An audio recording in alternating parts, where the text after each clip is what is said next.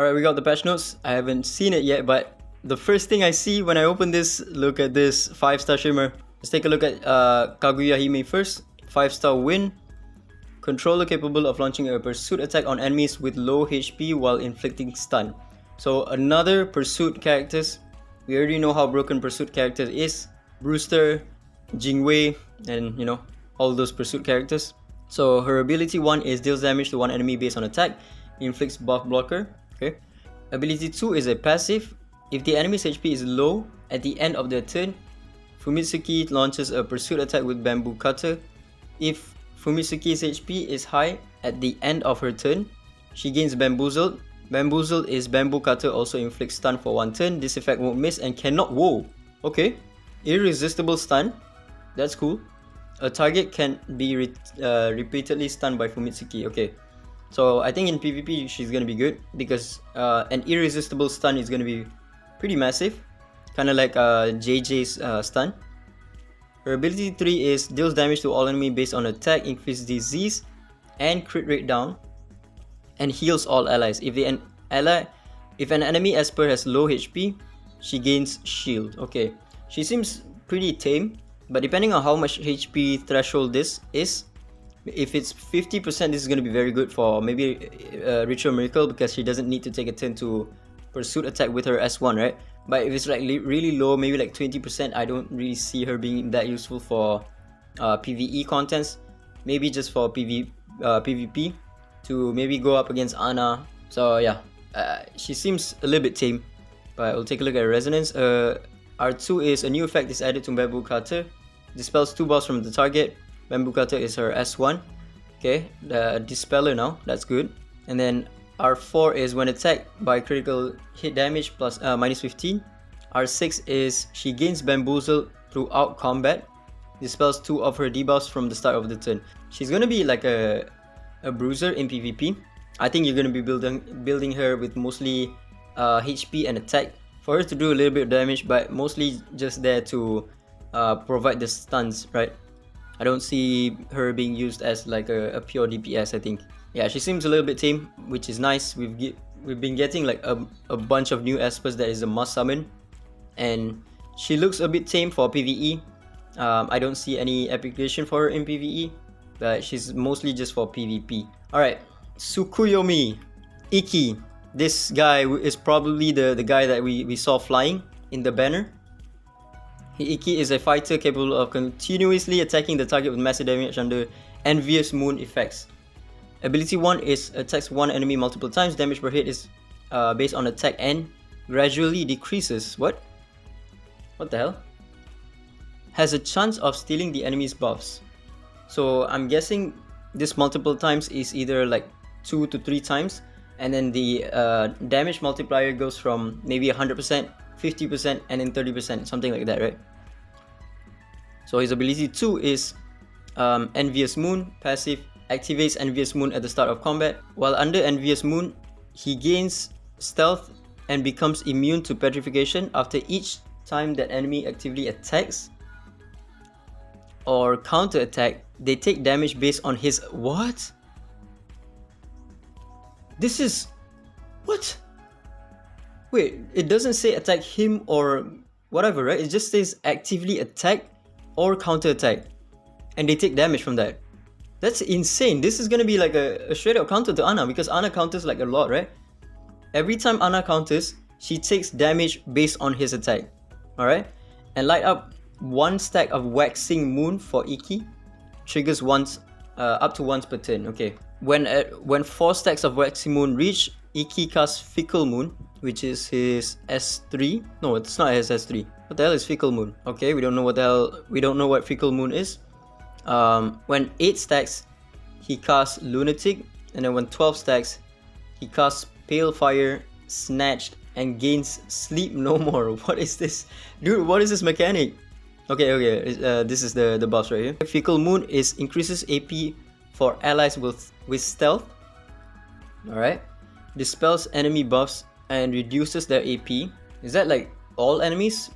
Dispels all enemy buffs and reduces their AP? That's kind of crazy. This effect won't miss and can't be resisted. Wow, okay. Okay. 4 stacks. So you need the enemies to attack 4 times or counter attack, right? Counter attack is also included here. And then Pale Fire, Lunatic is grants attack up, crit damage up, and shield to Iki. Shield strength is based on his attack, reduces all enemies max HP. What the hell?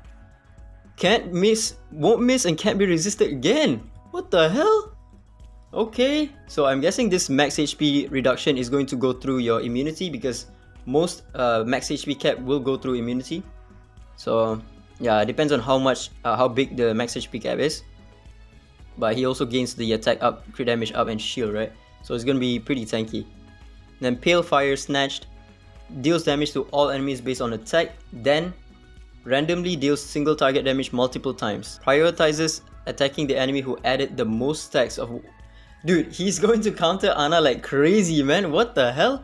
Because Ana keeps on countering and she is really fast, right? She gains AP whenever she S1 based on the number of buffs that she has. So she's going to attack multiple times, and she is most likely going to be adding the most stacks of Waxy Moon to him. So he's going to do a bunch of single target attacks onto Ana. And then lastly, Sleep No More is at 12 stacks also. When taking lethal damage, consume Sleep No More to prevent Iki from dying, dispel all his debuffs, recover HP, grants him invincibility, and then ends Envious Moon. What the hell? He has so much. What the hell? Okay, ability 3 dispels all debuffs from Iki, deals damage to all enemies multiple times based on attack. If Envious Moon has already ended, activates it again. What the hell? This ability... What? Okay, I didn't even read the ascension. Dispels all debuff from... Okay, that's the same. Recover HP based on damage. This is... So he now has lifesteal on his S3.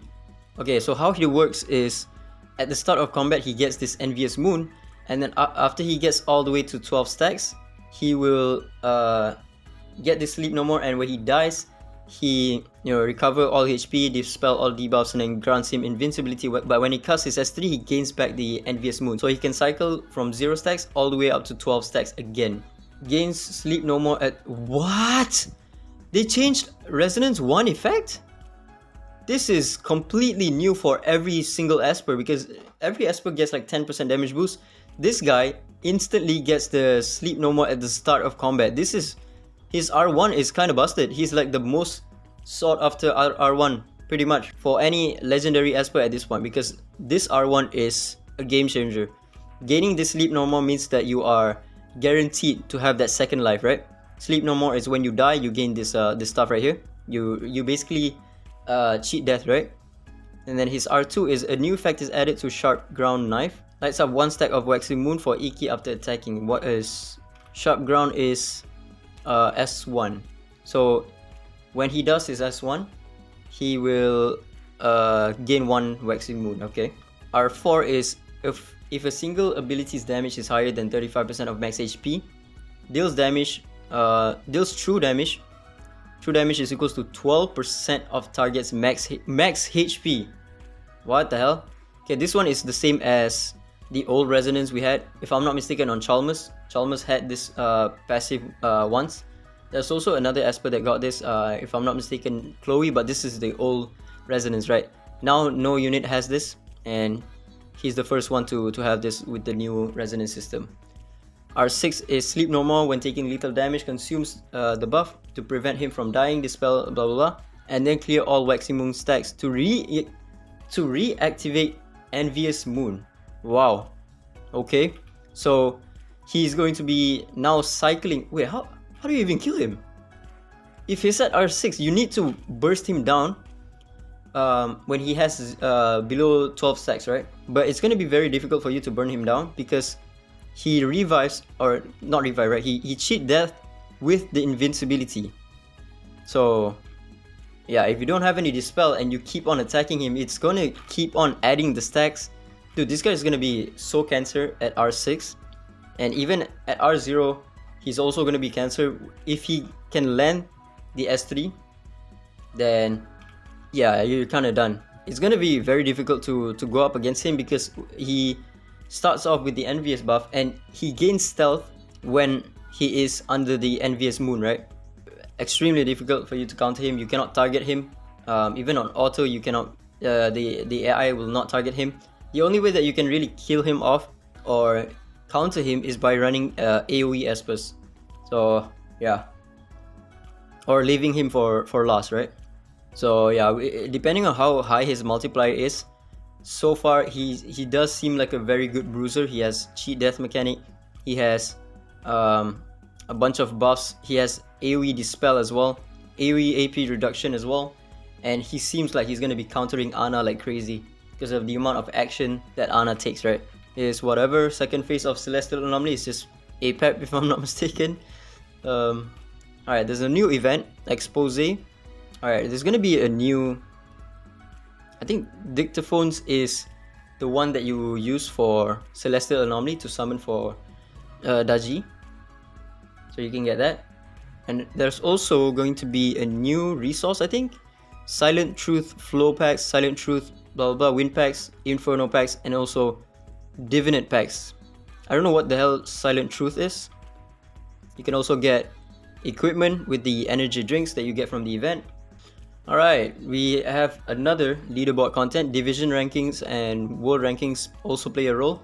Obviously, right? It's DISLYTE, so they have to put rewards in the leaderboard. And top players in their division can earn legendary abilimon, gold records, nexus crystals, and additional rewards. So more ways to get legendary abilimon if you are if you rank highly in the rankings. Alright, Reincarnation Tower is also going to be back. Royal Flush is going to be back. Alright, Grey Water Bootleg Market is also going to be back, so make sure you save up your Nexus Crystals to buy, you know, the Shimmer records, gold records, and all the stuff. Alright, so limited time Echo event is going to be for Kaguya Hime, Zeus, and Embla. So if you don't have an R6 Embla, I would maybe suggest, if you are really close to an R6 Embla, if you have like maybe her at R4, I think it's worth it to go 140 wish stones to get her to R6, because her R6 is kind of busted. But if you are at R0, I can't really, you know, suggest or advise you guys to go from R0 to all the way to R6 if you don't have the wish stones. Alright, there's gonna be some beat bout adjustments. When your beat bout reaches 1500, double squad. Oh my god. Double squad? Nah. Ain't no way, bruh. Few points will be deducted after the season tally. Alright. Matchmaking, okay.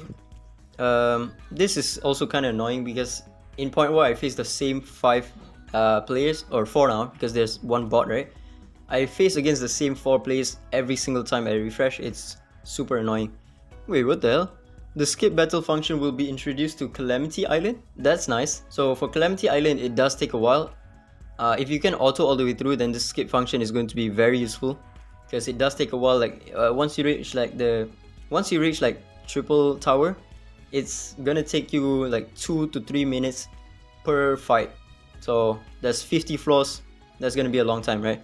The skip function is gonna be very good.